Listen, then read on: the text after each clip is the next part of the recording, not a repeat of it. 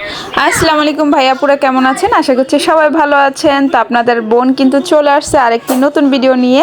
তো দেখতেই পাচ্ছেন বোরকা পরা অবস্থায়। তো বোরকাটা কিন্তু নতুন নিয়েছিলাম, এটা হ্যাপি নিউ ইয়ার দিনে নিয়েছিলাম, কিন্তু আপনাদের সাথে শেয়ার করা হয় নাই। জানুয়ারির 1 তারিখে, মানে 1 তারিখ না, মানে 31 তারিখে, 31st নাইটে। তো 1 তারিখ সেদিনই চলে আসছিল রাত্রের 12টার পর। তো এখানে অনেক সুন্দর সুন্দর কালেকশন বোরকা ছিল। তো হাতার উপরে যে অংশটা, এই কাজওয়ালা বোরকাগুলো পছন্দ হয়েছে, কিন্তু আমি নেই এক কারণে, কারণ বাচ্চা ছোট তো কাঁধে নিলে ব্যথা পাবে। যেমন রাফিকে কখনো কখনো দেখা যায় যে মাথার কাঁধে রাখতে হয়, তার জন্য কিন্তু এগুলো নেই। প্রাইস কিন্তু সবগুলো সেম। আর বিশ্বাস করবেন না, মাত্র 40 দারাম দিয়ে বোরকাটা কিনছি। একদম বিলিভ করা যায় না এত কম দামে। তো বোরকাটা দেখুন কত সুন্দর, মাশাআল্লাহ, কালারটাও সুন্দর, কাপড়টাও কিন্তু অনেক ভালো। তো যাই হোক, ভাবলাম যে আমার আপু ভাইয়াদের একটু দেখিয়ে দেই বোরকাটা। আর কেমন হয়েছে অবশ্যই কমেন্ট করে জানাবেন। কালারটা কেমন লাগছে, একটা অ্যাশ কালার। তো যাই হোক, এখানে ঘরটা একটু গুছিয়ে নিচ্ছি। তো নতুন বোরকা পরে কাজ করব না সেটা হয়? তো এখন থেকে আস্তে আস্তে একটা একটা কালারফুল বোরকা নিব চিন্তা ভাবনা করছি, তো হাজব্যান্ডের টাকায়। আর বোরকা নিয়ে নিয়ে মনে করেন, আমি তো এখন বোরকা পরবো বলছি, সবসময় রেগুলার বোরকা পরে ভিডিও করব, দেন বোরকা পরবো সবসময় ইনশাল্লাহ। আল্লাহ যদি কখনো হুকুম করে তাহলে হয়তো বা হেজাবও করতে পারি, মুখও দেখাবো না, এরকমও যদি আল্লাহ দিন আনে তাহলে অবশ্যই করব। আর সবাই বলবেন এমন হবে। তো যাই হোক, এই তো দেখতেই পাচ্ছেন। তো ঘরটা সুন্দর করে গুছিয়ে নিলাম। চাদরটাও কিন্তু নতুন, সেই দিনই নিয়েছিলাম, হ্যাপি নিউ ইয়ারের দিন নিয়েছিলাম। তো চাদরটা খুবই সুন্দর ছিল, খুবই সুন্দর এক কথায়। তো ধোয়ার পর বোঝা যাবে যে কেমন হবে, বাট বলছে যে রং উঠবে না। তো আমার একদম ভাবিও বলছে রং উঠবে না। তো যাই হোক, এখন বিছনাটা সুন্দর করে একটু পরিপাটি করে নিচ্ছি। তো ওদিক দিয়ে রাহান, যাই হোক, তারপর একটা কথা বলি, একজন আপু আমাকে বলছে, মানে আপু হয়তো ভাইয়া হবে, তো ভাইয়া নামে আইডিটা ছিল, হয়তো আপু হবে। তো যাই হোক, সে আমাকে বলছে যে জামাইয়ের টাকা খরচ করতে বেশি মজা লাগে। তো আমি জামাইটা করব না তো কারটা করব? বাবারটা যখন বাবার বাড়িতে ছিলাম তখন বাবারটা খরচ করছি, এখন জামার বাড়িতে আসছি জামাইটা করতেছি। এটাই হলো বাস্তবতা। তো জামাইয়ের ঘর সংসারে যত কাজ কর্ম আছে সব কিছু করি, যদি বেতন দিত তাহলে ভাবেন কত টাকা ইনকাম করতে পারতাম, তাই না? তো এরকমই মনে করেন। তা আমরা যেহেতু স্বামীর সংসারের কাজ কর্ম সব কিছু করি, তার জন্য অবশ্যই অবশ্যই কিন্তু তার টাকাই খরচ করব, এটাই স্বাভাবিক, ঠিক আছে? যদি নাও করি, আমাদের কাজের মেয়ে রেখে দিলে তাও কিন্তু স্বামীরটাই খাবো। তো এইটাই দেখতে পাচ্ছেন, চা বানিয়ে নিলাম বিকালের জন্য। আর এদিক দিয়ে অনেক কাপড় চোপড় এলোমেলো হয়ে আছে, সব কিছু আজকে ভাঁজ করব, রেডি করব। তো ঘরটা অনেক দিন ধরে একটু এলোমেলো আসছিল, আজকে কিন্তু ঘরটা গুছাবো।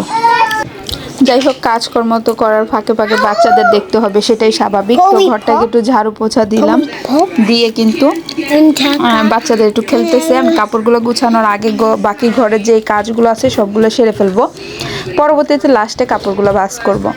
তো কাপড়গুলো এখনও খাটে আছে, কারণ খাট তো বাচ্চাদের প্রয়োজন পড়ছে না, যেই কারণে আর কি এত টেনশন নাই। তো সংসারে তো অনেক কাজ, অনেক ঝামেলাই থাকে। দেখুন কত কাপড়, কত কাপড়। এই তো এখানে কিচেনের অবস্থা দেখাই। তো কিচেনটা খুব সুন্দর করে পরিপাটি ক্লিন, নিউট্রাল ক্লিন করাটাও কিন্তু আমার দায়িত্ব, সব কিছু আমার দায়িত্ব। এখানে চনা বুট ভিজিয়ে দিছি, তো পানি কম পড়ছে, সেটা আমি কালকে ভালো করে ভিজিয়ে দিব বা আজকে ভিজিয়ে দিব। এদিক দিয়ে ভাতও রান্না করে ফেলছি রাত্রের জন্য। তো এখানে দেখতে পাচ্ছেন পান্তা পাতা ছিল, চুলাটাও পরিষ্কার করে ফেলছি। তো সব কাজ করে কিন্তু পরবর্তীতে লাস্টে কাপড়গুলো ভাঁজ করব।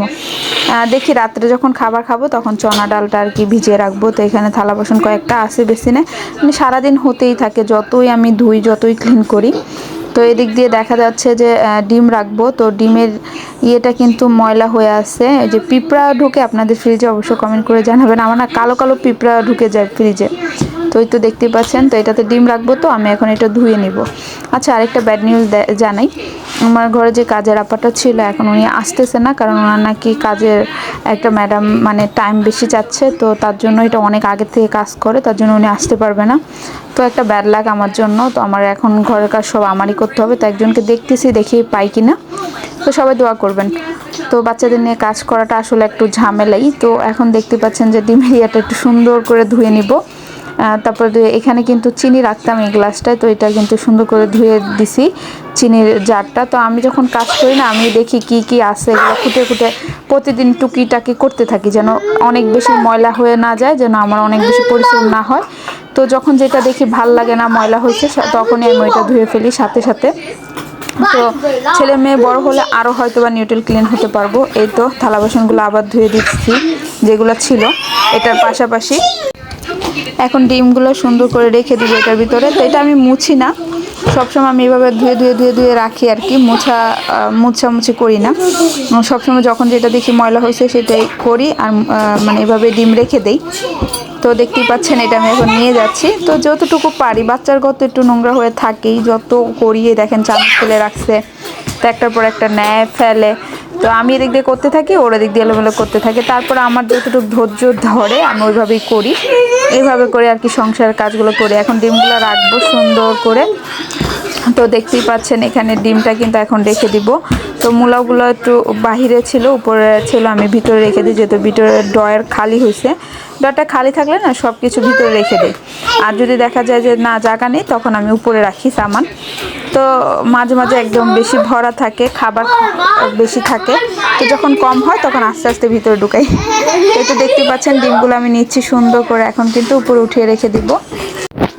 তো ডিমগুলো সেট আপ করে রাখা আর কি। এই ডিমগুলো আমার বেশি বেশি 1 সপ্তাহের ডিম, মানে 30টা ডিম। একটা নিয়ে কিন্তু আগে ভাজা করে খাইছি আনার সাথে সাথে। তো মানে আমার 2-3 আউটার যায় মাসে, 4-5 আউটার যায়, 2-3 হবে না, 4-5 আউটার যায়, কখনো 3 আউটার যায়, বাট সপ্তাহে একটা আউটার লাগে, মানে 30টা ডিম লাগেই। তা এখন সবগুলো ডিম সুন্দর করে সাজিয়ে রেখে দিব।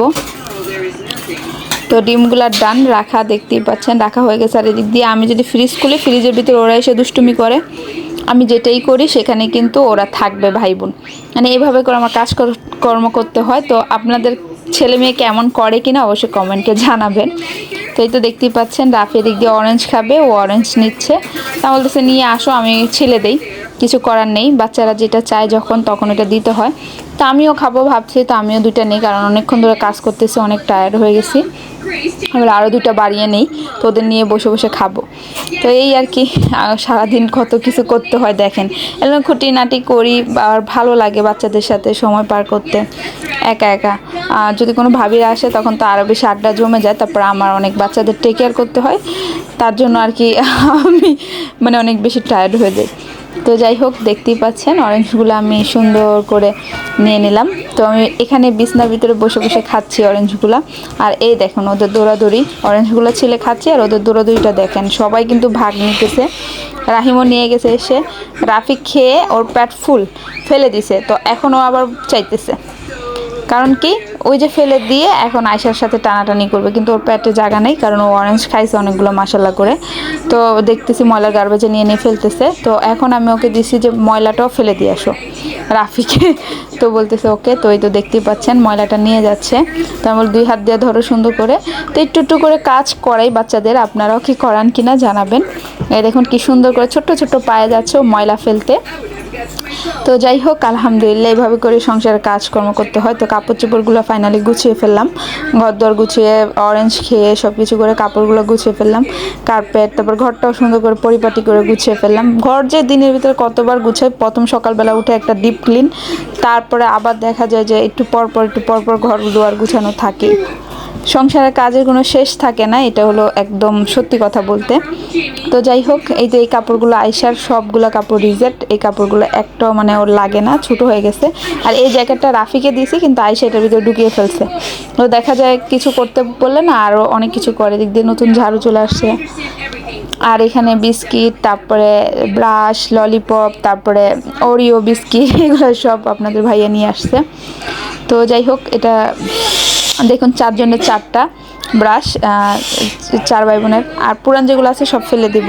তো এখানে পার্পলটা নিচে রায়হান, তারপরে পিঙ্কটা নিচে আয়সা, গ্রিনটা নিচে রাফি, দেন ব্লু নিচে রাহিম। তো 4 ভাই বোন 4 কালার নিচে মাশাল্লাহ করে। এই তো ব্লু কালারটা নিচে হলো রাহিম, আর পিঙ্ক কালার নিচে আয়সা, গ্রিন কালার রাফি, আর পার্পল কালার হলো রায়হান। তো রায়হানকে বলছি আমি গ্রিন কালার